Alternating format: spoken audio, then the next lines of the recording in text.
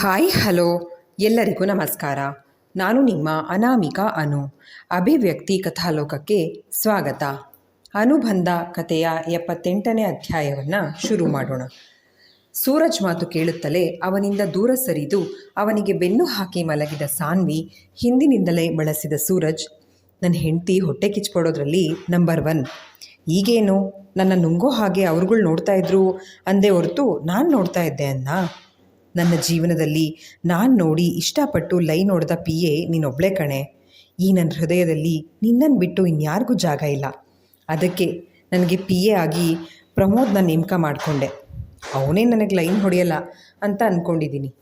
ಸೂರಜ್ ಮಾತು ಕೇಳಿ ಸಮಾಧಾನಗೊಂಡ ಸಾನ್ವಿ ನಗುತ್ತಾ ಅವನನ್ನು ಬಳಸಿ ಅವನ ಎದೆಗೂಡಲ್ಲಿ ಮುಖ ಉದುಕಿಸಿದ್ರೆ ತಾನು ಅವಳನ್ನು ತಬ್ಕೊಂಡು ನೆತ್ತಿ ಚುಮ್ಸಿ, ಇಷ್ಟೇನ ಸಾನುಮ ಅಂತ ಕೇಳಿದ್ರೆ ಕಿರುನಗೆ ಸೂಸಿ ಅವನ ಆಸೆಗೆ ಒಪ್ಪಿಗೆ ಸೂಚಿಸಿದ ಮಡದಿಯ ಅಧರಕ್ಕೆ ಲಗ್ಗೆ ಇಟ್ಟವನ ಸಿಹಿಯಾದ ಕಾಟಕ್ಕೆ ಸೋತು ತನ್ನ ಇನಿಯನ ಜೊತೆಗೆ ಪ್ರಣಯದೂರಿಗೆ ಪಯಣ ಬೆಳೆಸಿದ್ಲು.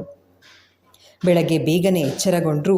ಇಂದು ಭಾನುವಾರ ಆದ್ದರಿಂದ ಚಿಕ್ಕು ಸ್ಕೂಲ್, ಸೂರ್ಯ ಆಫೀಸ್ಗೆ ಹೋಗೋ ಧಾವಂತ ಇಲ್ಲ ಅಂತ ಸಾನ್ವಿ ತನ್ನ ಇನಿಯನ ಎದೆಗೊರಗಿ ಮಲಗಿದ್ದವಳನ್ನು ರಮಿಸುತ್ತಾ ಎಬ್ಬಿಸಿದ ಸೂರಜ್, ನನಗೆ ಗೊತ್ತು ಕಣೆ, ಒಂದು ಕಡೆ ನಾನು, ಇನ್ನೊಂದು ಕಡೆ ಕಿರಣ ನಿನಗೆ ನೆಮ್ಮದಿಯಾಗಿ ನಿದ್ದೆ ಮಾಡೋಕ್ಕೆ ಬಿಟ್ಟಿಲ್ಲ ಅಂತ. ಆದರೆ ನಾನು ನಿನ್ನೆನೇ ಹೇಳಿದ್ದೆ ಅಲ್ವಾ, ಬೆಳಗ್ಗೆ ಬೇಗ ಎದ್ದು ರೆಡಿ ಆಗಬೇಕು ಅಂತ. 9 ಗಂಟೆಗೆ ಮನೆಗೆ ಯಾರೋ ಮುಖ್ಯವಾದವರು ಬರ್ತಾ ಇದ್ದಾರೆ, ಅದಕ್ಕೆ ಬೇಗ ರೆಡಿಯಾಗು ಅಂತ ಹೇಳಿ ಅವಳ ಹಣೆಗೆ ಮುತ್ತಿಟ್ಟು ತಾನು ರೆಡಿಯಾಗಲು ಹೋದ ಸೂರಜ್.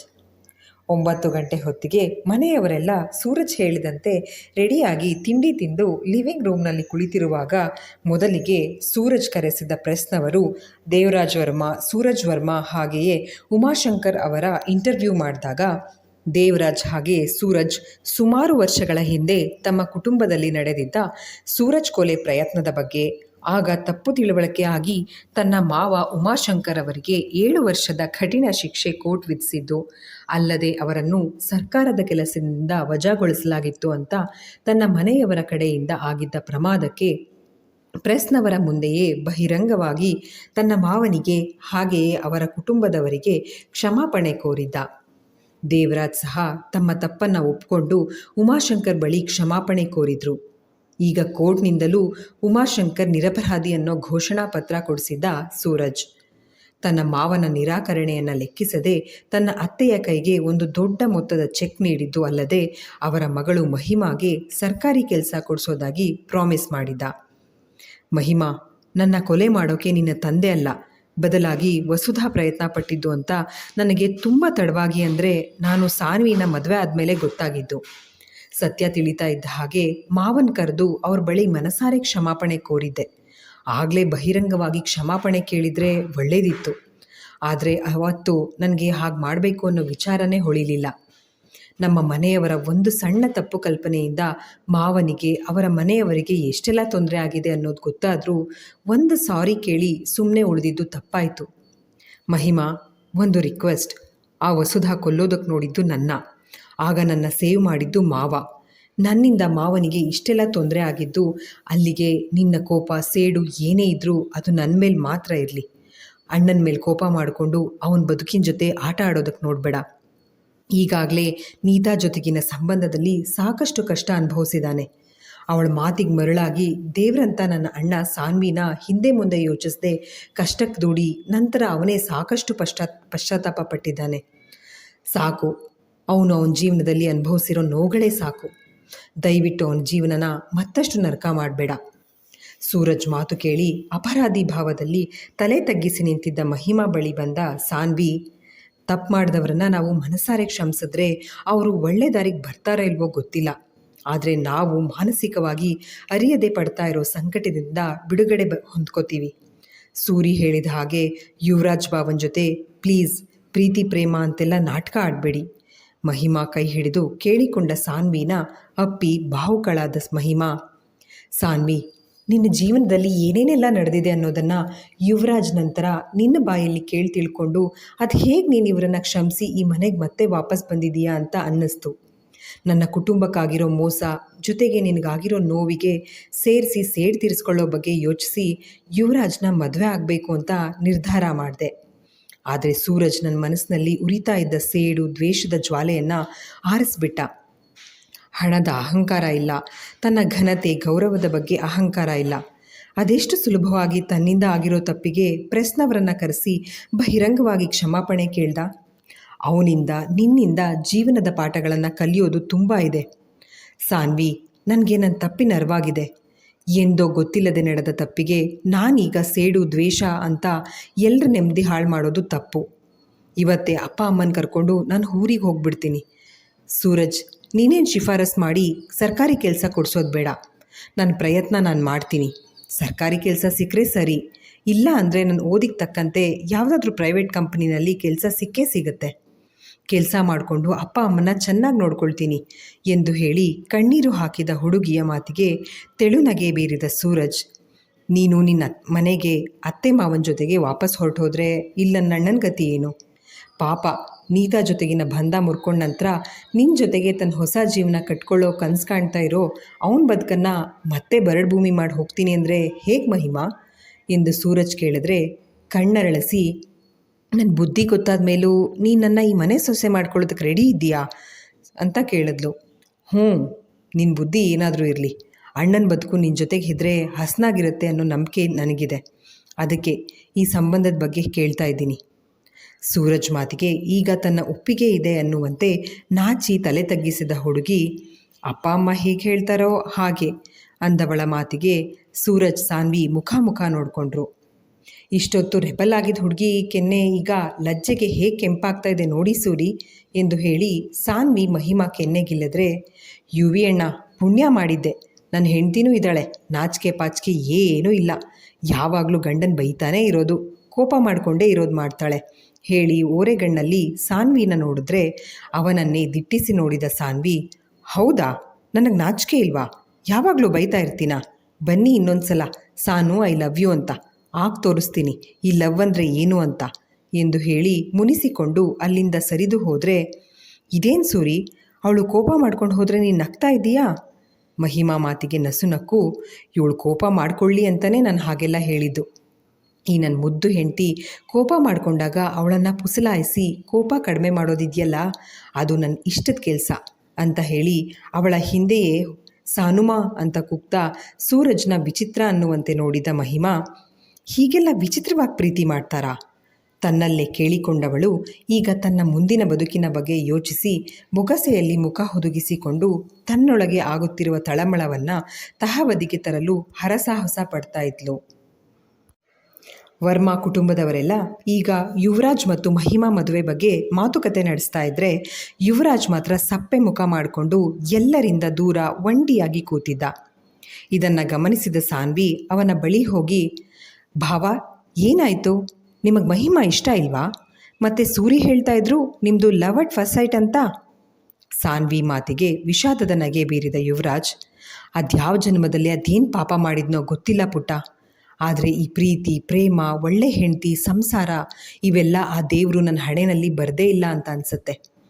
ನಿಟ್ಟುಸಿರು ಬಿಟ್ಟು ತನ್ನ ರೂಮ್ಗೆ ಹೋಗಿ ಬಾಗಿಲು ಹಾಕಿ ಕೂತ ಯುವಿಗೆ ಯಾವ ತೊಂದರೆ ಬಾಧಿಸುತ್ತಿದೆ ಅನ್ನೋದು ಸಾನ್ವಿಗೂ ಗೊತ್ತಿದೆ. ತಕ್ಷಣ ಸೂರಜ್ ಬಳಿಗೆ ಹೋದವಳು, ಸೂರಿ ನೀವು ಫ್ರೀ ಇದ್ದರೆ ನನ್ನ ಜೊತೆಗೆ ಬನ್ನಿ, ಇಬ್ಬರೂ ಹೋಗಿ ನೀತಾ ಅಕ್ಕನ ಮೀಟ್ ಮಾಡಿ ಬರೋಣ ಎಂದು ಕೋರಿಕೆ ಇಟ್ಲು. ಯಾಕೆ, ಅಣ್ಣನ ಪರವಾಗಿ ಮಾತಾಡಿ ಅವ್ರ ವಿಚ್ಛೇದನ ಪ್ರಕ್ರಿಯೆ ಸರಾಗವಾಗಿ ನಡೆಯೋ ಹಾಗೆ ಮಾಡಬೇಕು ಅನ್ನೋದಾ ನಿನ್ನ ಉದ್ದೇಶ? ಸಾನ್ವಿನ ಹಿಂದಿನಿಂದಲೇ ಅಪ್ಪಿ ಬಾಗಿ ಅವಳ ಭುಜದ ಮೇಲೆ ಗಲ್ಲ ಆನಿಸಿ ಪ್ರಶ್ನೆ ಮಾಡಿದ್ದ. ಹೂ ಸೂರಿ, ಪಾಪ ಭಾವ, ಮೊದಲಿಗೆ ಅವರಿಗೆ ಬಿಸ್ನೆಸ್ ಮ್ಯಾನ್ ಆಗೋಕ್ಕೆ ಇಷ್ಟ ಇರಲಿಲ್ಲ ಅಲ್ವಾ? ಅವರಿಗೆ ಸ್ಪೋರ್ಟ್ಸ್ನಲ್ಲಿ ಏನಾದರೂ ಸಾಧನೆ ಮಾಡಬೇಕು ಅಂತ ಇತ್ತು. ಆದರೆ ಮಾವ ಅವರ ಆಸೆಗೆ ತೂಕ ಕೊಡದೆ ಬಲವಂತವಾಗಿ ಟೆಕ್ಸ್ಟೈಲ್ ಬಿಸ್ನೆಸ್ನ ಅವರ ಮೇಲೆ ಹಾಕಿದ್ರು. ಇನ್ನು ಅವರು ನೀತಾ ಅಕ್ಕನನ್ನು ಪ್ರೀತಿಸಿ ಮದುವೆ ಆದರೆ ಅಲ್ಲಿ ಸಿಕ್ಕಿದ್ದು ಬರೀ ಹತಾಶೆ ಮೋಸ.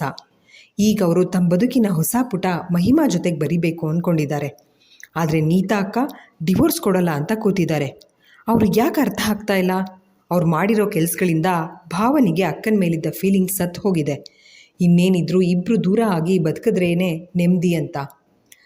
ಸಾನ್ವಿ ಮಾತಾಡ್ತಾ ಇರುವಾಗ ಇವರ ರೂಮ್ ಒಳಗೆ ಬಂದ ಚಿಕ್ಕು, ಅಮ್ಮ ಅಜ್ಜಿ ಕೈ ಅಬ್ಬು ಎಂದು ಗಾಬರಿಯಲ್ಲಿ ಹೇಳಿದ್ದ.